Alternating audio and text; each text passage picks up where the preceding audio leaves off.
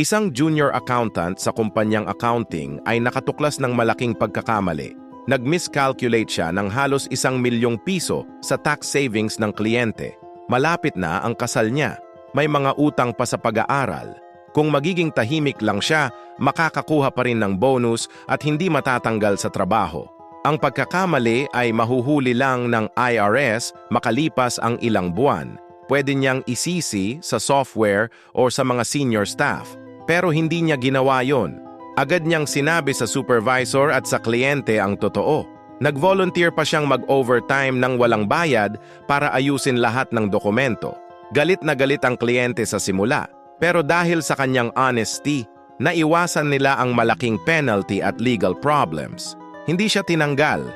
Naging senior accountant pa siya.